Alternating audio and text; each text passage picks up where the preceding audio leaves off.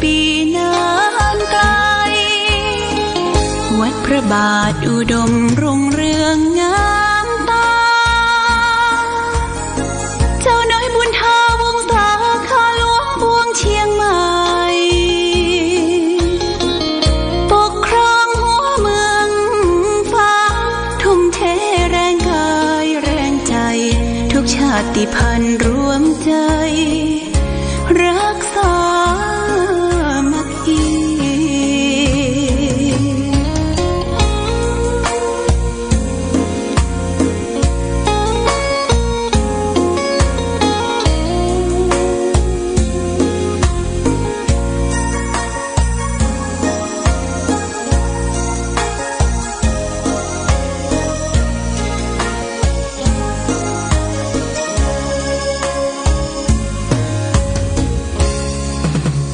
เป็นวัดร้างโบราณสืบสาน2524พระมหาราชครูเกษราปัญญาปรมาติกาจารย์จากวัดดับภัยเชียงใหม่สืบสานเวลาผ่าน131 ปีนานไกลวัดพระบาทอุดมรุ่งเรืองงามตาเจ้าน้อยบุญทาวงศาข้าหลวงพวงเชียงใหม่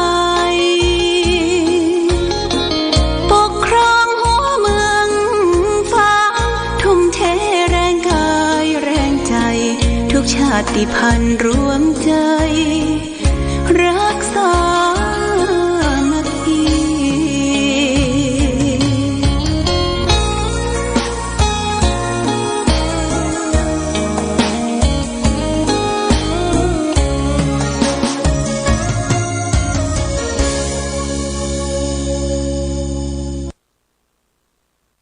ท่านกำลังรับฟัง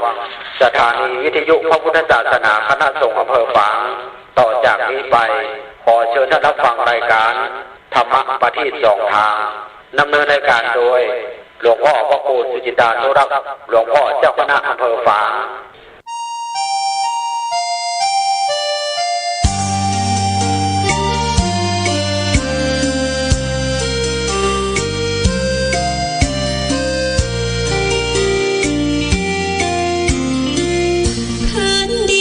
ถิ่นแคว้นในแดนกว้างขวางเมืองฝางอำไพเลิศล้ำวิไลชวนให้ไปหาทุ่งเขาเนาไพรหากใครได้มาม่วนใจนักหนาได้มาแอวเมืองฝางชุ่มเย็นช่ำล้ำเที่ยวทำตับเต่าแดนเก่าโบราณเรียบล้อลำธารเที่ยวดอยอ่างขางเขื่อนน้ำแม่นาวเยี่ยมชาวบ้านยางป่าคาดอยลางกลางถ้ำผาพึ่งพนาป่า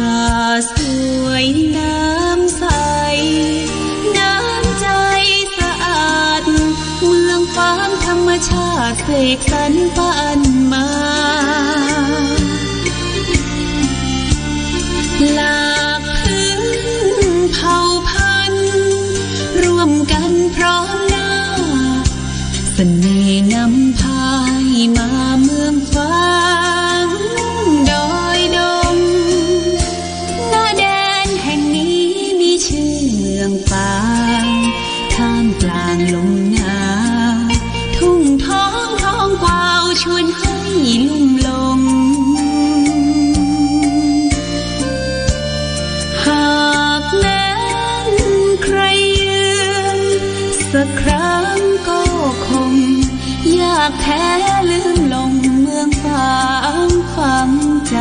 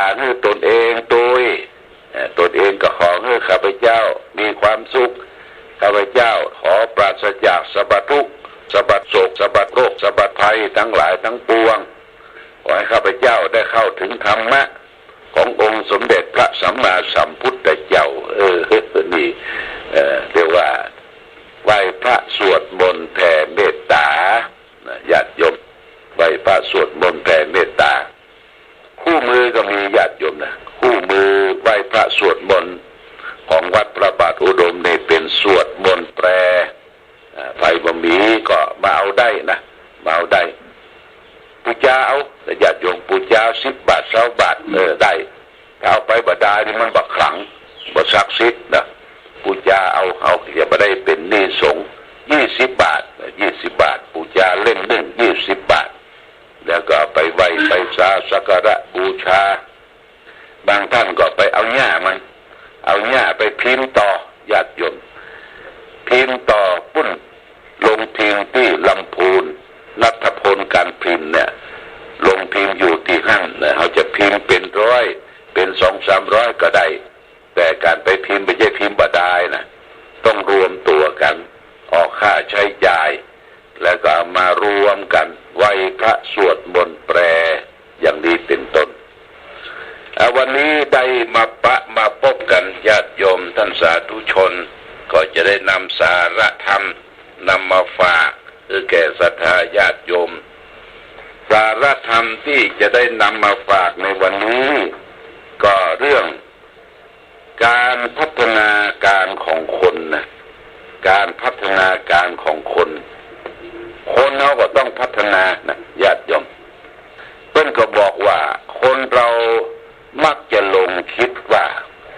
ความเจริญรุ่งเรืองในโลกนี้ต้องมีอยู่ในภายนอกตัวเช่นก็คิดว่าบ้านเมืองจะต้องมีน้ำไหลมีไฟฟ้าสว่างคนตั้งดีมีงานทำมีบ้านเรือนอยู่มีคู่มีคลองมีเครื่องไม้ใช้สอยครบครันภายในบ้านมีลูกเต็มบ้านมีหลานเต็มเมืองเป็นต้นแล้วก็ดิ้นรนขนขวายเพื่อจะเสาะแสวงหาสิ่งเหล่านั้นเพราะคิดว่าเป็นสถานที่ดีเป็นสถานที่เจริญสิ่งของที่เจริญและผู้คนที่เจริญเหล่านั้นที่ลงคิดผิดอย่างชุกชะกันยิ่งขึ้นไปกว่านั้นก็คือว่าคนรุ่งเรืองจะต้องมีวิชามีความฉลาดรอบรู้กล้าพูดกล้าทำดูหนังถือมือถือโทรศัพท์เอาห้อยเอียวต้องย่องต้องแย่งนั่นว่าเป็นคนตั้งสมัยว่าพัฒนาและนอกจากนั้นก็ต้องเอียวเก่งดื่มเหล้าเก่งปล่อยบะปอมาผีกัญชาประเดี๋ยวนี้นะกัญชาที่เปิดปลูกเปิดฝังอนุญาตเนี่ยเอาเข้าจะลุละเละแล้วนะประเดี๋ยวนี้นะกฎหมายบอกคือผ่านว่ากัญชาเนี่ยเป็นยาที่จะบำบัดโรคเพราะว่ากฎหมายผ่านเนี่ยคนก็ทะทางลังเสาะหามาบางทีก็แจกกันไปปลูกคนที่มันเคยสูบเคยผีอยู่แล้วตายังดังมองดีด้วยนะตายังใกล้ถูกแดดนะมาบแล่มเลยญาติโยมแต่งบ้องกัญชาเอาไปขายให้ฝรั่งแต่งบ้องกัญชาปังวนบุรีเอาใส่บุรีสูบมันสาบนะหลวงพ่อนี่ถ้าอยู่สัก5 เมตรนี่5 เมตร10 เมตรเนี่ยสาบเลยกลิ่นมันสาบกลิ่นกัญชาสาบกลิ่นบุรีเลยญาติโยมเอาเข้าลามไปถึงลูกเด็กแดงเหล็กละอ่อนเยาวชนมั่วกันไปหมดเอาละทีนี้กฎหมายที่มีจะปราบปรามอย่างไรอย่างเราได้ยินข่าวว่าเอากัญชามา200 กว่ากิโลข้ามฝั่งหนองคายมาตำรวจไปจับไปยับฉันถูกกฎหมายวะแล้วก็เอากฎหมายอย่าไปเถียงเปิ้ลกฎหมายนำเข้าพืชวะกัญชาบ่ได้จับกฎหมายนำเข้าพืชพักนำเข้าประเทศญาติโยมลำบากนะลำบากเอาก็ต้องช่วยกันรณรงค์สอดส่องดูแลเรื่องของยาเสพติดเป็นพิษเป็นภัยต่อสังคมลูกหลานประเทศชาติบ้านเมืองของเราเสียผู้เสียคนไปนักเนี่ยประเด็นเนี่ยคนเสียนักอย่างเมื่อ 2-3 ปีที่แล้วก็มีลูกของศรัทธาญาติโยมคนหนึ่งส่งไปห้ามไปเรียนเทคนิคปุ้นละปูนญาติโยมไปได้ปีเดียวปิกมาสมองกลับไปเหี้ยบอกหูหน้าบอกหูหลังบอกหูว่าไผเป็นไผไปผีกัญชาเนี่ยไปสูบกัญชาปิกมาสมองกลับประเดี๋ยวนี้ก็เนี่ยใดแม่ก็ต้องเสาะเลี้ยงดูแลมันบอกไปไหนเนอะ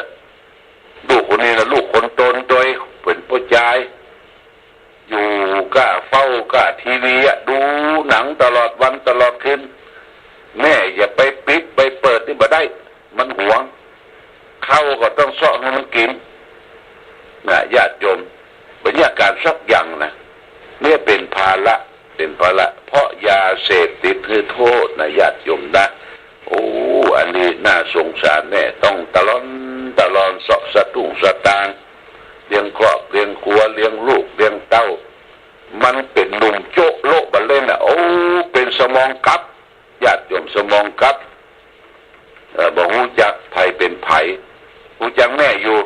หูจักเวลาใดหูจักอยากกินข้าว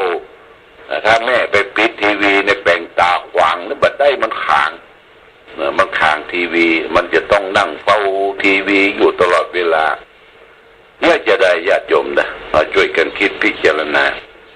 เพราะฉะนั้นเปิ้นว่าการพัฒนาของคนนี่ญาติโยม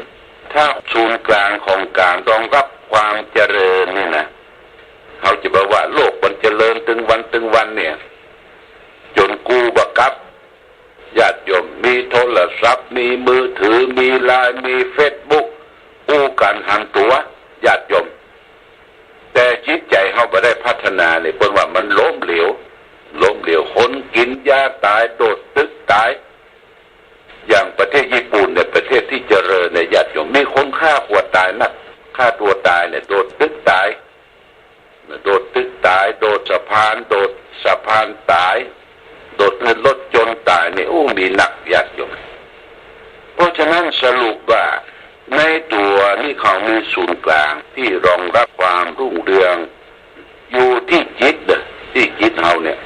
ถ้าศูนย์กลางอันนี้มีความร้าวสลายมีความกักขระหยาบคายและมีความสกปรกโสมมมีความมืดปกคลุมอยู่เสียแล้วเนี่ยความรุ่งเรืองภายนอกก็จะสิ้นความหมายความสุขอันที่จะพึงได้รับสิ่งเหล่านี้ก็พังทลายไปหมดนะญาติโยมนะพังทลายไปหมดฉะนั้นมีบทอันยิ่งใหญ่ของการพัฒนายิ่งอยู่ที่การฝึกให้ตนมีความอดกลั้นทนทานและมีความละอายเกรงกลัวต่อบาปทุจริตฝึกจิตของตนให้อยู่ในความควบคุมคือได้ให้รู้จักความผิดชอบชั่วดีทั้งมวลสร้างมาตรฐานของจิตใจเมื่อมีความมากในอารมณ์เมื่อมันจมอยู่ในห่วงแห่งความรักความชังและความหลงเป็นต้นบุคคลฝึกตนได้แล้วนับว่าเป็นผู้ประสบความเจริญรุ่งเรืองในโลกความทุกข์ความโศกใดๆอย่าบักกล้ำกลายมาเบียดเบียนเขาสิ่งภายนอกนับว่าเป็นเครื่องอุปกรณ์บำรุงชีวิตของเขาจะมากจะน้อยเพียงใดสิ่งเหล่านั้นก็พอที่จะเป็นไปเพื่อการสร้างความสุขแก่เขาอย่างพอเพียงความเจริญภายนอกก็จะไหลมาเทมาเป็นหนึ่งว่าความเจริญในจิตนั้นมีฤทธิ์อันเกลื่อนไกลสามารถนิรมิตความเจริญรุ่งเรืองทั้งหมดทั้งโลกคือแก่เขาได้โดยทีเดียวอัตตาสุตังโตปริสสะโชติการฝึกฝนอบรมตนดีแล้วเป็นความเจริญรุ่งเรืองของตนนี่เป็นพุทธประสิทธิสคาทวะอังคุตระนิกายญาติโยมนะพระพุทธเจ้าตรัสรับรองแล้วว่าการฝึกฝนตนโดยเอาจิตเป็นที่ตั้งการฝึกจิตดีแล้วเนี่ยฝึกตนดีแล้วย่อมนำมาความสุขความเจริญให้แก่ชีวิตเพราะฉะนั้นความสุขความเจริญไม่ใช่สิ่งภายนอกอย่างเดียวมันอยู่ที่เฮาตัวญาติโยมอยู่ที่เฮาตัวอยู่ที่ตัวเก่าตัวฝึกจิตฝึกใจเอาก็มาชั่งน้ำหนักตัวเองดูว่าตื่นขึ้นมาเนี่ยจิตใจมันไปทางใดมันใครได้อะไรหยังมันตุกเรื่องอะไรหยังเขาก็ต้องฝึกดูตัวเองตัวเก่านะหรือมันมากมันใครได้จนเกินไปจนเป็นทุกข์เป็นร้อนจนไปกู้หนี้ยืมสินของคนอื่นมาลงทุนลงแรงเนี่ย นักไม่ได้อยู่บ้านอยู่จองญาติโยมมีหมวกกันน็อกหรือมันมีหมวกกันน็อกมาทวงหนี้ทวงสินนี้เจริญเปิดเปิงหาความสุขในปัจจุบันบ่ได้ก็อย่างเพราะความอยากญาติโยมความอยากความทะเยอทะยานไปกู้หนี้ยืมสินเปิ้นมาแทนที่จะเอามาก้ามาขายจับจ่ายใช้สอยในชีวิตมันขาดทุนหรือได้กำไรโอ้เอาไปไหลน้ำเนี่ยเอาไปไหม้กับไฟเนี่ยไหลน้ำเนี่ยไหลน้ำแม่โขงน้ำแม่โขงไปกินเหล้าอย่าลองต้องแต่งปากเป็นแผลแล้วก็ไปกินไฟดูดบุหรี่ดูดกัญชาดูดกาวเฮโรอีนตลอดถึงยาบ้านี่ญาติโยมแล้วก็ไปเล่นการพนันขันต่อเล่นกันอย่างหามรุ่งหามค่ำบางคนพ่อแม่ทิ้งมรดกไว้เป็นล้านนะญาติโยมนะเป็นล้านหมดเอาไปพาเล่นการพนันถ้าเขารู้ว่าเขามีสตางค์นี่นะมีสตางค์แล้วก็เขาชอบเล่นการพนันหมู่เล่นการพนันหมู่ที่จะคดจะโกงเขาเพิ่นรวมหัวกันญาติโยมรวมหัวกันจวนกันเผามันแรกก็คือมันได้ก่อนได้แล้วก็เสร็จแล้วเขาก็คดโกงคดโกงการพนันเอาดูในทีวีเนี่ยการคดโกงการพนันมีทุกรูปแบบมีทุกรูปแบบเรื่องไฮโลไพ่อย่างต่างๆนี่ญาติโยมมันโกงกันเพราะฉะนั้นเราก็ต้องระมัดระวังเรื่องหวยเรื่องเบอร์ก็เหมือนกันบางคนก็ทุ่มเทไปจนหมดเนื้อหมดตัวจนทรัพย์สินบ่เกิดขึ้นเป็นหนี้เป็นสินเปิ้นใช้เครดิตไปแต่งหวยได้ญาติโยมโอ้มันนี่มันตึงมาแล้วเด้อ2ตัว3ตัวนะกำฟันแม่แต่บะแปะเลขหมุนยังไม่ละปูนเดือกะเตียวก้อมปวดตกปวดโทญาติโยมสู้เฮาเสาะว่าหากินตามที่เฮาได้พอใจในสิ่งที่ตนมีพอดีในสิ่งที่ตนได้ก็มีความสุขญาติโยมความสุขอยู่ที่ตัวเฮานะอยู่ที่จิตใจเฮาอยู่ที่ความปอถ้าราบใดเมื่อใดมันบ่ปอเนี่ยญาติโยมโอ้มันทุกข์ตลอดวันตลอดเดือนตลอดปีตื่นขึ้นมาก็ว่ามีไปเสาะสตางค์ที่ไหนวันเดียวบ่มีเหลือแห้งก็ไปกู้เปิ้นเอาให้เอานาเอาที่ดินที่สวนเป็นนั่งเอาเนี่ยญาติโยมเรียกว่าบดไปเสี่ยงไปเป็นละอย่างนี่ก็ทางศาสนาพุทธของเขาก็ถือว่าเป็นเรื่องกรรมนะเรื่องกรรมเช่นเดียวกันกรรมคือการกระทำของคนเขาทำกรรมดีย่อมได้รับผลดีทำกรรมชั่วย่อมได้รับผลชั่วบางคนมีกรรมประจำตัวเองบ่ยอมแก้ไขญาติโยมบ่ยอมแก้ไขเพราะว่ากรรมเนี่ยมันแก้ไขได้แก้ไขก็คือทำกรรมดีเพิ่มขึ้นมาคือมันหยุดยั้งกรรมชั่วทั้งกายวาจาและใจเอาก็มาทำกรรมดีทั้งกายวาจาและใจเมื่อกรรมดีมันนักมันก็แซงกรรมชั่วไปมันก็หยุดยั้งแต่กรรมชั่วมันก็บ่หายนะนั่นก็เป็นมละบนทินเครื่องเศร้าหมองที่ติดแปดเปื้อนอยู่ในจิตในใจเฮาตราบใดกำลังจิตกำลังกายกำลังสร้างความดีมันลดน้อยพอลงหมดแบบกรรมชั่วมันมาละมาละญาติโยมเป็นเจ็บเป็นป่วยเป็นเสียเข้าเสียของเสียองค์ลักษณะอย่างกันลูดตีนลูดมือไปหมดโอ้ปดต่อลูดตีนลูดมือไปหมดคิดยังบ่ออกญาติโยมบอกก็บ่ถูกนี่เพราะว่ากรรมชั่วมันมาปกคลุมเขาญาติโยมบางหันได้ทำกรรมดีก็บางทีก็ทำเพื่อเปิ้นการเปิ้นทำก็ทำด้วยจิตใจแรงกล้านี่บ่ค่อยจะทำจิตศรัทธาอันเชื่อมั่นแล้วบ่ค่อยจะทำหันเปิ้นทำก็ทำไปคือมันโปนกำปากกำจากำว่าคนอื่นเขาอย่างนี้เอาเปิ้นว่าญาติโยมเพราะฉะนั้นเอาจิตใจตั้งมั่นทำแต่คุณงามความดี คือการรักษาศีลปั้มเพ็งเจริญสมาธิภาวนาก็จะนำพาให้เกิดความสุขสงบเย็นได้อย่างนี้เป็นต้นญาติโยมฝากไว้วันนี้ได้มาพบญาติโยมท่านสาธุชนต้องขอบคุณอนุโมทนาสาธุกับญาติโยมเจ้าภาพเจ้าศรัทธาที่ได้ร่วมกันทำบุญสุนทานแต่ว่านี่เพิ่นมาหาหลวงพ่อหาสถานีมาไหว้พระเจ้าฝางพระนางสามถิวแต่บ่พบวันก่อนนั่งกับศรัทธาห้างชัดท่าวังเป้าลำปางน่ะมากัน4-5 คนว่ามาบ่พบฝากสตางค์ไว้เป็นค่าไฟฟ้า250 บาทโมทนาสาธุแต่ว่าวันที่29ว่าตะวาด้วยเนาะ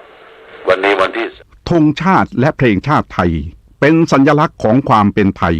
เราจงร่วมใจยืนตรงเคารพธงชาติด้วยความภาคภูมิใจในเอกราชและความเสียสละของบรรพบุรุษไทยประเทศไทยรวมและเชื้อชาติไทยเป็นประชารัฐผ้าไทยของไทยทุกส่วนอยู่ดำรงคงไว้ได้ทั้งมวลด้วยแค่ล้วนหมายรักษาพันธิตไทยนิรักสงบแต่ถึงรบไม่กล้าเอกราชจะไม่ให้ใครคุมขีสละเลือดทุกอย่างเป็นชาติทะเลพระดวงประเทศชาติไทยทวีมีชัยชโย